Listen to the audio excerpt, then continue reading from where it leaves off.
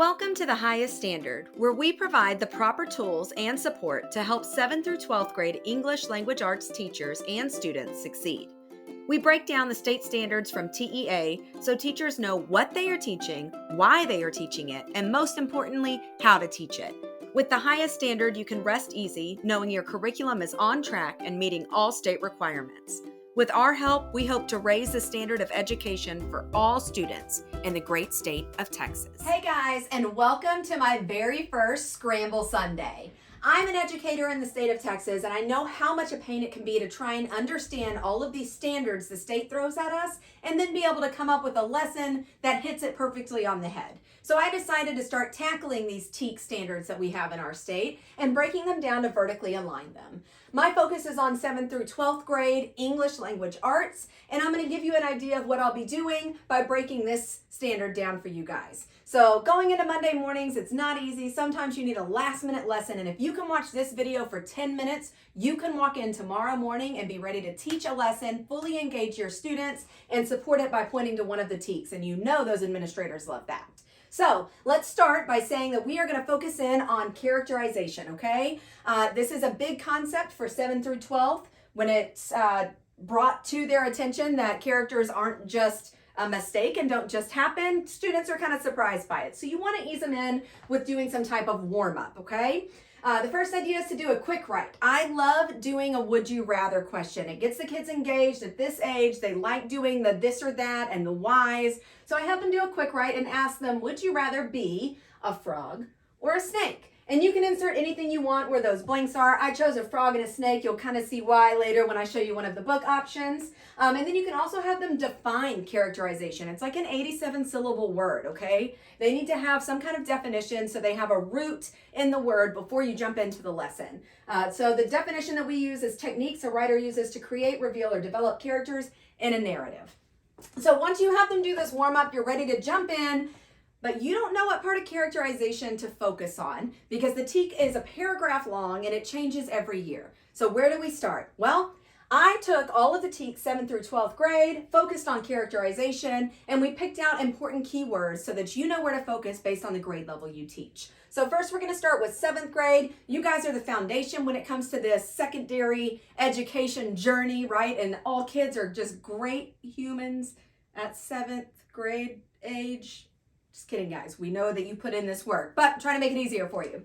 So 7th grade, the characterization TEAC is 7B. Analyze how characters' qualities influence events and resolution of the conflict, okay? So your main focus here at 7th grade level is to focus on the characters' qualities. You want to make sure these kids are able to come up with adjectives that describe somebody that are beyond happy, sad, mad, and hungry, right? We want to give them these big words and let them know this is how you can explain a person. This is what drives who they are, and these are how you label them.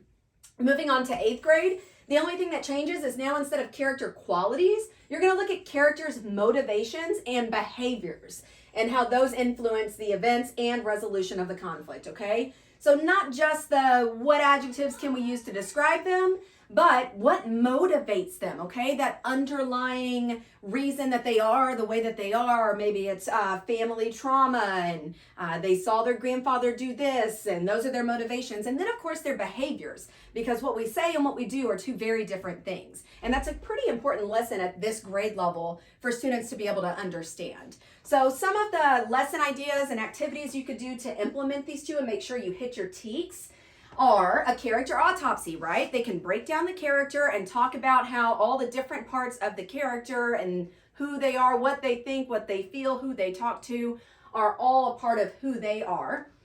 Character traits, listing, vocabulary, right? They need these words. They need to have adjectives to describe themselves. So you can have them just list out the character traits.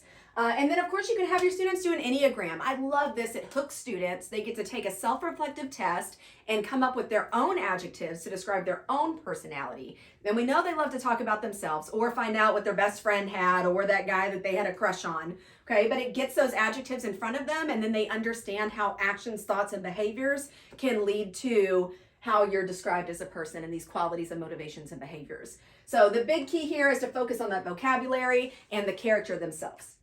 Move on then to ninth grade, which is where I spent the bulk of my time as an English teacher. It's their first year of freshman year, and it's a fun time, guys. So in ninth grade, we're handed this teak. Analyze how authors develop complex yet believable characters in works of fiction through a range of literary devices, including character foils.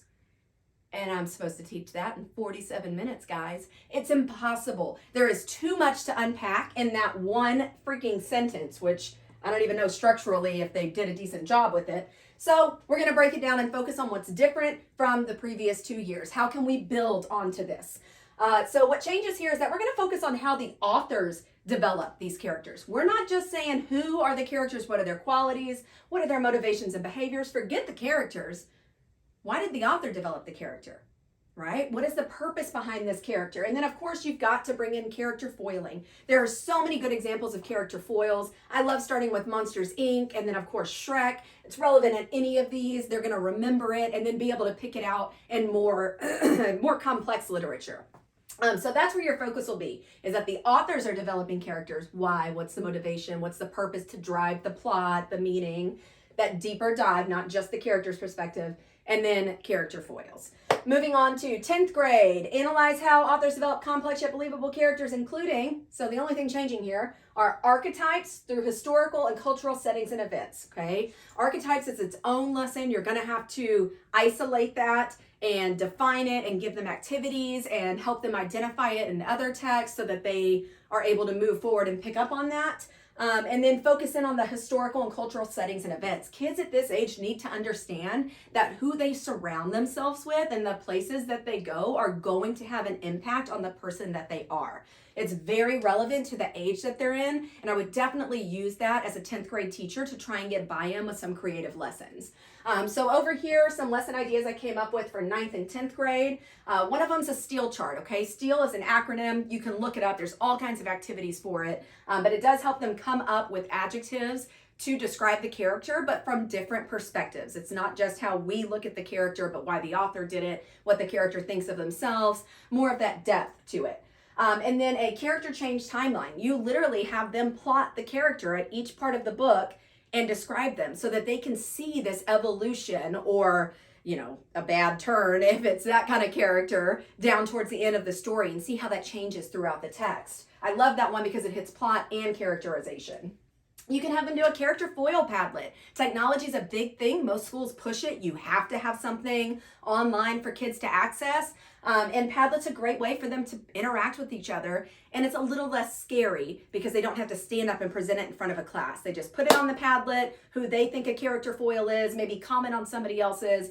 Fun, low, not scary, low risk activity. And then, of course, something with archetypes. I've taught the Odyssey before, and I love doing the flashcards. I like having them take a quiz to figure out what archetype they fit. Again, like the Enneagram test. They love to make it about themselves at this age, right, guys? All right, so flipping back to 11th and 12th grade, you teachers get to finish it off with all the fun stuff. There's no more state testing. You get to jump into the deep with them, right? We're not talking what, we're not talking how, we're talking why. And that's the exciting stuff, I think, for all English teachers. So I just get a little bit jealous that y'all get to hang out in the fun, meaningful spot a little more than us. So at 11th grade, it says, analyze how characters' behaviors and underlying motivations contribute to moral dilemmas that influence plot and theme. Again, that's a mouthful. You can't do it in 47 minutes, okay? So we got to break it apart and really figure out where you guys need to focus because they have all of this already when they come to you, right? I know, in a perfect world, every now and then you're going to have to go back and reteach some things. But for the most part, you should be down here focusing on characters' behaviors and then underlying motivations. Not those obvious motivations, right? But those deeper meanings, those rooted seeds in who we are as a human. And then moral dilemmas. Again, that's like an archetype and a character foil. Separate lesson. That's a huge concept to teach, but it's an important one for them to understand. Again, you're going to get automatic buy-in because this is the stage they are at in life. Unfortunately, that's about the age you get to where the moral dilemmas just keep on coming for the next 10, 20, maybe 30. I don't know. It hasn't stopped for me yet, but hopefully it will for them. At least they'll be able to identify when it's happening and sound smart. And then, of course, the very last one on here, which I think is the most important, is theme. Okay? Why were these characters created? What message are they teaching us through this literature? Okay, that's really that top level of thinking. And again, this is a lot. This isn't the what, the how, this is the why of it, okay? So for that reason, they were finally smart and decided we'll just repeat that teak for 12th grade and give them a little more time to focus in on these things. So some fun activities for 11th and 12th grade to make sure you're hitting that part of those teaks would be a character paper bag. Lunch sack paper bag, have them put some items in it that represent the character. Make sure it includes something that represents their moral dilemma so that they're reaching that depth. Character cell phone, the kids love this one. They can create a cell phone that has text messages and pictures, apps that character would have. It really forces them into the shoes of that character, as Atticus Finch would say, and they have to look through their eyes, their perspective, and really immerse themselves in that world, which gives them a much better reasoning and understanding of who and why and what that character is for the story.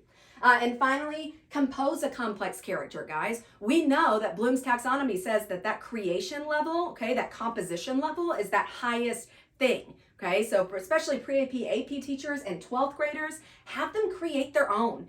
Give them a challenge where they need to write a short story that has a character in it that goes through these behaviors, underlying motivations, has a moral dilemma, and that there is a theme and message relevant at the end of it, okay? You're really gonna hit all of the teak on that one. The students will have fun with it, and you get to use the fact that they have all of this knowledge, and you can put it together in this fun, culminating event and make us 7th, 8th, 9th, and 10th grade teachers jealous because we're worried about this stupid test every year instead of teaching fun, cool, relevant why stuff, right? So just as a summary in all of this, if you have to cover characterization and you're in any of these grade levels, these blue words over here are really going to help you hone in on your scope and your sequence on what you should be teaching in those grade levels. So for 7th and 8th grade, you guys are focusing on the vocabulary, right? We're giving them these synonyms, these traits, this understanding that happy, sad, and mad, and hungry aren't the only words to describe who a person is. And of course, you're doing it through the character, right? They are focusing on character development, the character itself, nothing else to do with author or structure or plot. Sprinkle it in here and there, but your main focus should be on that character and development. 9th and 10th grade, you guys level up. You're going to start bringing in literary devices, the character foiling, okay? The way that the author is able to play with characters and have them do and say things that really drive the plot of the book. And you're going to focus on it from the author's perspective. We're not going to pay really attention to why is this character thinking this? Why is the author having the character think and feel this, okay? So change that focus for them and put it on the author. And then finally, 11th and 12th grade, you're going to focus on all the fun stuff, right? The motivations, the moral dilemmas, the theme, the stuff that is relevant to us for the rest of our lives, because that's how our stories play out, right? We have to look at ourselves, figure out our motivations, conquer our moral dilemmas, and find some kind of meaning in each day of our lives. So I hope this is helpful, you guys. I'm going to start doing these every Scramble Sunday and posting a short, hopefully around 10-minute video. I will then follow up with some links and references for literature that you're able to use in your classroom. I'll include that link below. Please give me a thumbs up and like it and some feedback on this video so I can keep them coming if it's something that you're going to use in your classroom. Hope you have a great, successful, quick, happy, good feedback week, and I'll see you next Sunday. Bye.